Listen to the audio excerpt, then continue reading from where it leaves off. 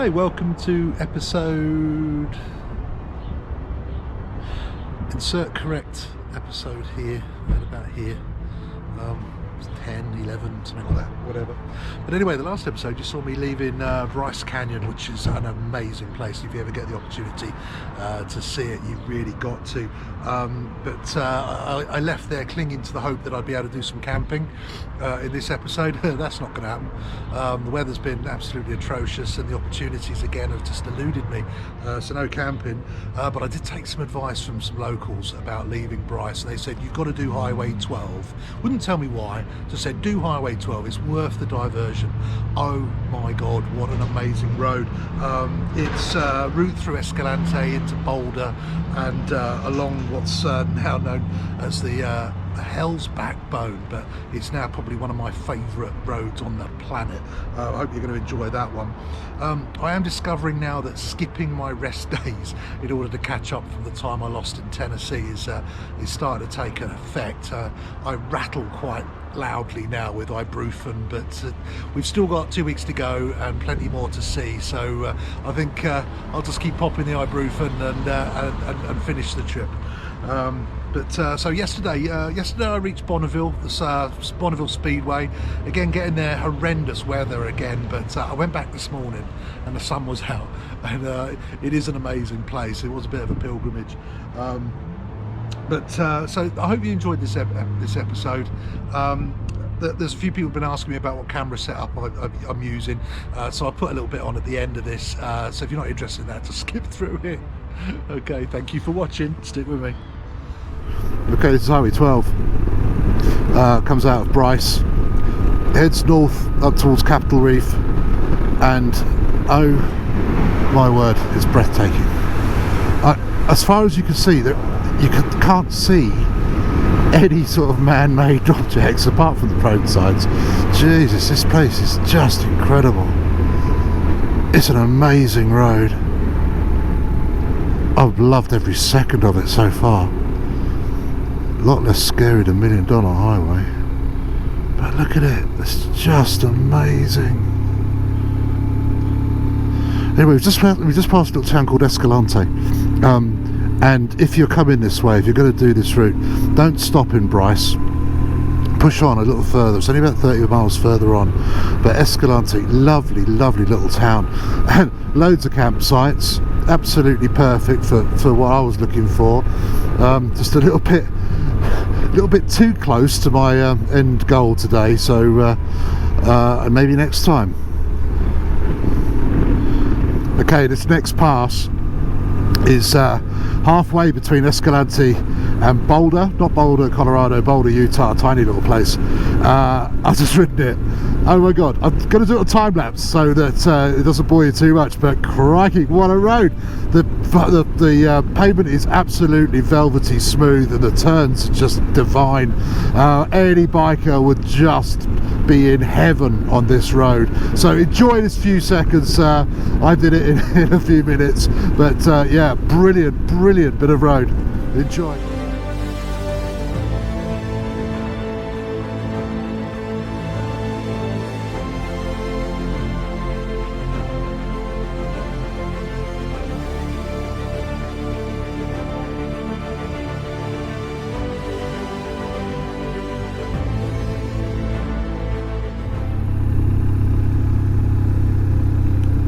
This is right the way along a ridge, and the road's quite narrow.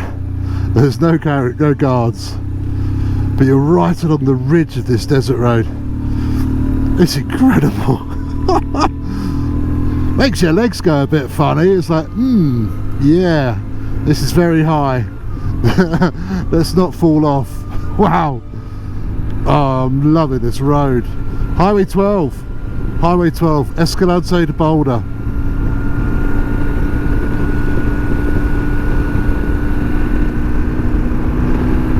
Fantastic. Okay, this bothers me. America, why are your cement trucks the wrong way round?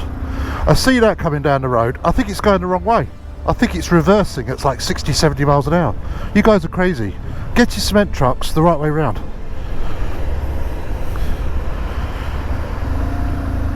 Anyway, little bit outside Salt Lake City.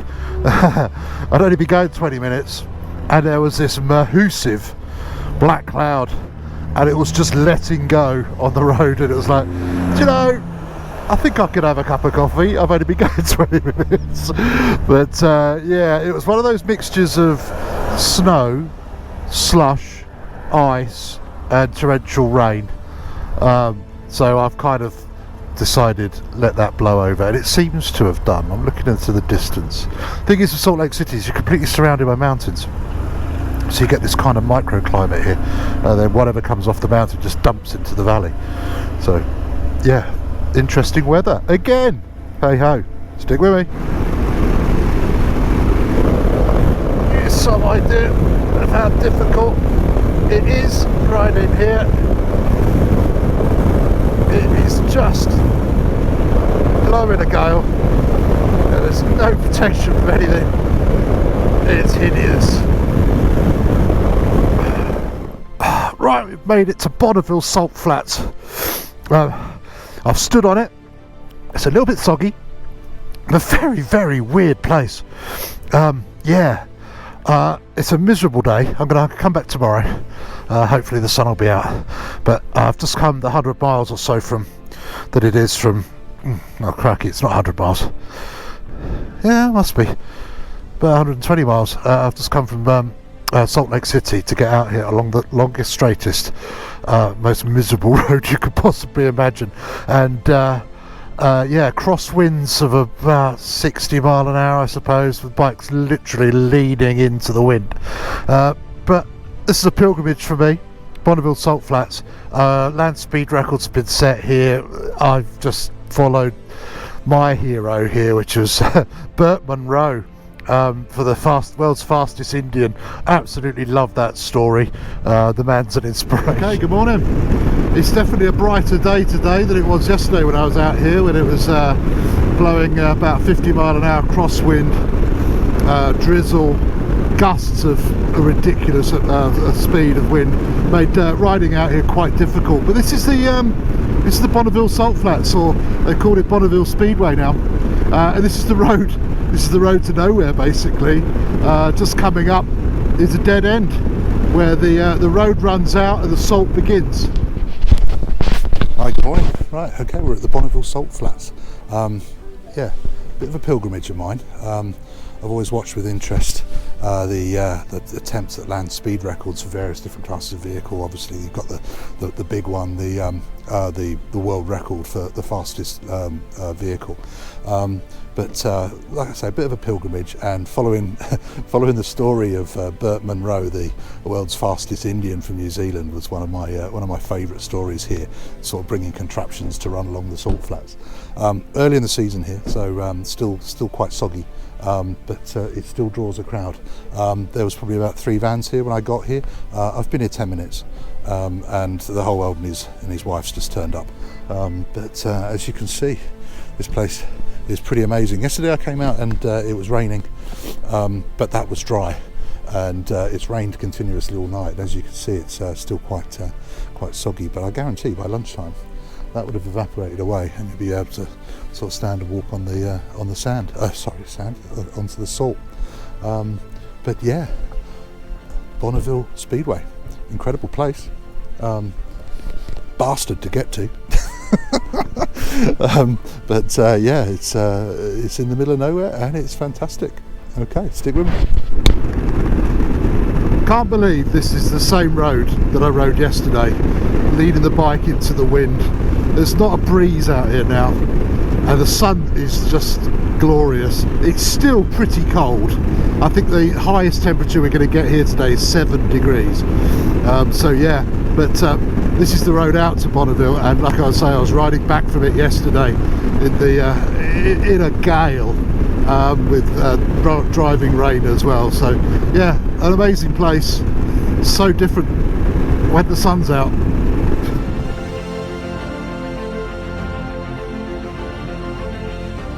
Okay, this probably closes the circle on the Los Alamos trip that I did into the Manhattan Project and the nuclear weapons used to end the Second World War. I'm currently at Wendover Air Force Base, or pretty much what's left of it, which is where the American Army Air Force trained all of its heavy bomber crew and flew them out of here right the way through the Second World War, including the sort of B-29 super fortresses that were used in the attack on Japan. The Enola Gay, for example, was prepared here. They did all of their training, dropping replica weapons. And there's a photograph there of the Little Boy, which was the gun-type nuclear weapon that was dropped on Japan. So it's got some pretty significant marks on history, this place, but to look at it now, it's a shell of what it used to be, to say the least. But the museum's pretty cool. They're doing their best to sort of capture their place in history here. We've got a little aircraft over there, which I'm going to go and have a look at in a second, and you can actually walk up into that control tower, but I just saw the last flight of steps and decided, nah, I know what that's going to be. It's just going to be a long view over a runway. So yeah, this is Wendover Air Force Base. Fantastic place. Really like it. Okay, we've got to go and have a look around this. I have no idea what this aircraft is called.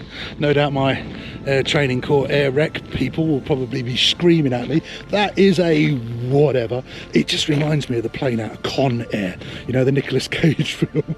But yeah, lovely little plane. But it's let's have a look inside.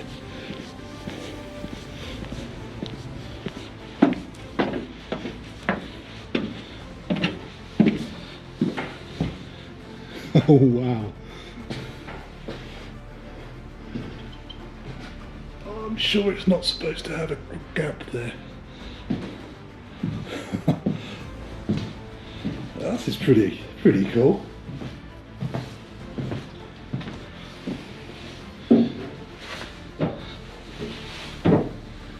Wow. Not many instruments left. Not much left. Cool. You can see why they flew bombers out of here. It's very flat. Okay, so that was Wendover Air Force Base. As you can see, not a massive amount of it left. But look at this place, look. Middle of the desert. Some of these cars, look. There's a big keep out sign, but why wouldn't you restore some of these? Cadillac in the back there, Cadillac in the front there. Oldsmobile. There's an old Jag at the back. Awesome. They should be restored.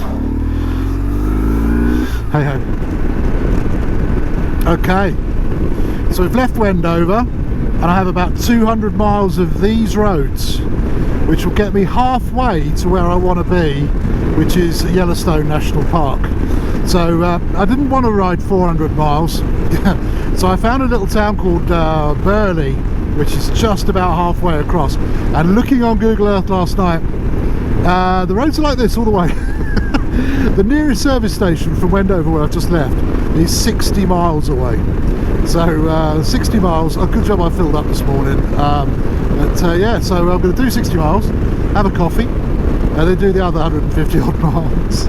But look at this place. It's so big. It's incredible.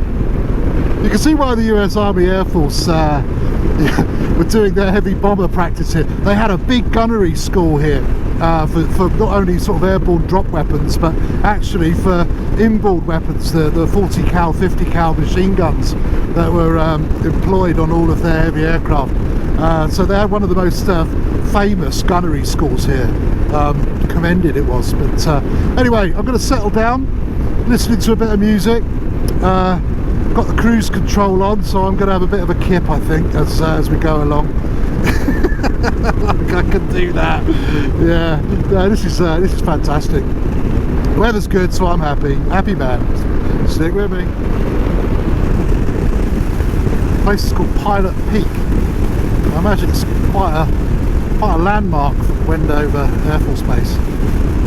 I love the cloud that's hanging off the side of it. Look at that. That's pretty cool. Okay, just past a sign that says this is a deer migration area. I don't see any deer, but after my little run-in with the full-grown stag, 14-point stag in Colorado, I've taken a bit of an interest, and I love what they're doing here because they fence the roads to stop the deer from climbing. Once they get over, they can't get back out, so they're building these little ramp things here. Look, so you build a ramp so that they can jump back over again without having to try and jump the fence again. So hopefully it makes it a little bit safer for anybody on a motorbike that's going to come head to head like I did with a potentially fatal head-on with a stag. So I'm quite pleased with these. I think that's a cracking idea. I've never seen anything in the UK. We just put the fences up, but you forget about the fact that they might be trapped the wrong side of the fence. So that's a neat idea. I like that. Nevada's quite big and empty. Hello, cow. Wow. Look at this road. That's epic.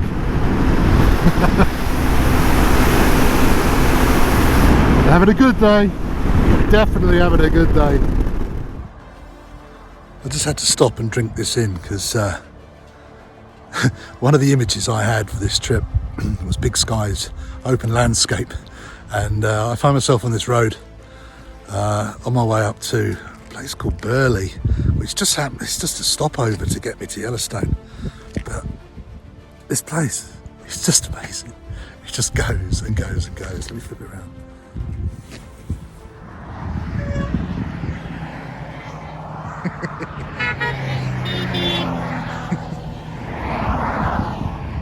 Yeah. I met them in the service station. Oh wow. What a place. Big sky.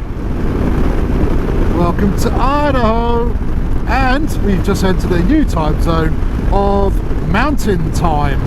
So I don't know whether I've lost an hour or gained an hour. I don't know anymore. Okay, just come out of a really lovely family restaurant. Pot roast, mashed potato, actually had cutlery and china plate. Wow, it's really unusual for this country. But anyway, found it a bit disturbing when the guy sat next to me. He's got a Glock attached to his hip. And I'm just thinking, right, you're out with your family. What on earth do you think you're going to need a firearm for? It always amazes me, this country, your attitude to firearms. But hey ho, it's a bit of a shocker, but you know, what the hell? Something about a right to bear arms. Yeah, you might have the right, but do you need to? Anyway. Okay, thanks again for watching. I hope you enjoyed that. The next episode I should get to Teton National Park in Yellowstone to see some old geezer that wants to let off some steam. That's obviously if the National Park Service can decide what entrance to open, but I'll tell you more about that in the next episode. The week ahead, I'm going to have to start pulling together the paperwork to get my bike home. I've been in contact with the shippers and they've given me a long list of numbers of documents that I have no idea what they are. But I've got 2 weeks. I'm hoping that's long enough to be able to get my paperwork straight so I can get my bike out of the country. I'll give you an update on that as it comes. But again, thanks for watching. Look forward to the next episode.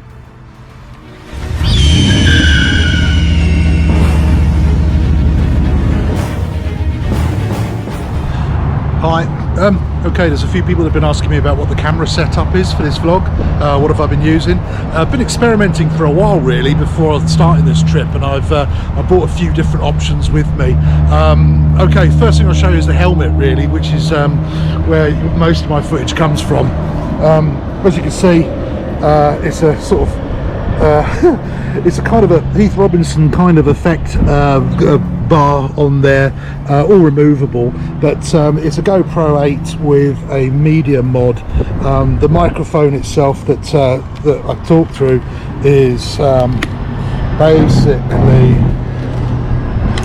a dead cat mic. I also have a longer one of these, but you'll probably see there that I cut this one short with a bit of soldering and a bit of shrink wrap. You can make it the right size so there's not too many trailing wires. To operate that rather than mess about with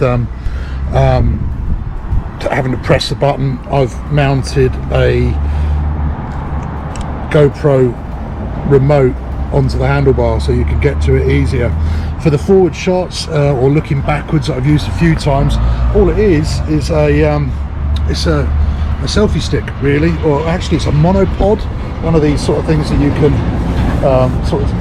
expand or contract. I've got it on a clamp onto my bar there. Belt and braces I usually tie it on as well, and then it's just got an ordinary GoPro mount which will face backwards. So effectively that is all I'm using at the moment. I did have handlebar mount which was like a gorilla pod type thing, which I could spin around, but the sound quality on that was terrible. The good thing about the GoPro remote is that you can coordinate it so that it puts both cameras on at the same time. So certainly through the sort of mountains, when you saw me do the $1 Million Highway, one press the remote activates both cameras, and so then you can, when you actually edit it, you can split the two cameras together. So really that's just 2 minutes on what the camera setup is, for those of you that are interested. Okay, I should have answered a few questions that you posted on the YouTube channel, but thanks for watching.